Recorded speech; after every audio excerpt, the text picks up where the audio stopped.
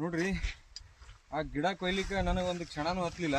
ಅದೇ ಆ ಗಿಡ ಕೊಯ್ಯಕ್ಕಿಂತ ಮೊದಲು ಆ ಗಿಡ ಬೆಳೆಸಕ್ಕೆ ಎಷ್ಟು ದಿನ ಹತ್ತಿರ್ಬೋದು. ಹಂಗೆ ರೀ, ಕಷ್ಟ ಪಡ್ಬೇಕಂದ್ರ ಬಹಳ ದಿನದ ಮೇಲೆ ಫಲ ಸಿಗ್ತದ. ಆ ಫಲ ಸಿಕ್ಕಿ ಬೆಳಿ ಕೈ ಸಿಗ್ಲಿಲ್ಲ ಅಂದ್ರ ಮನುಷ್ಯ ಎಷ್ಟು ಹಳಾಳ ಆಗ್ತಿರ್ಬೋದು.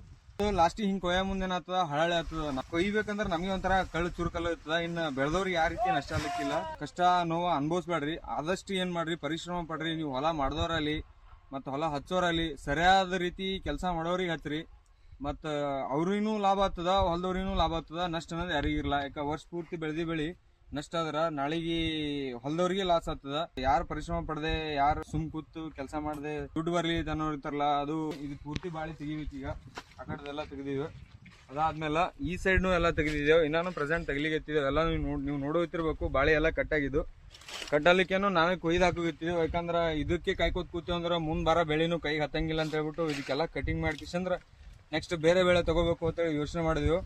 ಸೊ ಇದು ಕಷ್ಟ, ಇದು ತರ ನಷ್ಟ ಅನುಭವಿಸೋಕ್ಕಿಂತ ಮೊದಲ ನೀವು ಸರಿಯಾಗಿ ಕೆಲಸ ಮಾಡ್ರಿ. ಬೆಳೆಗೆ ಯಾವ ಸಮಯದಾಗ ಏನ್ ಬೇಕು ಅಂತೇಳಿ ಅದಕ್ಕೆ ಒದಗಿಸಿದ್ರಿ ಅಂದ್ರ ಚಲೋ ಫಲ ಸಿಗ್ತದ. ಮತ್ತ ವರ್ಷದಿಂದ ಆದಾಯ ಕೂಡ ಚಲೋ ಸಿಗ್ತದ.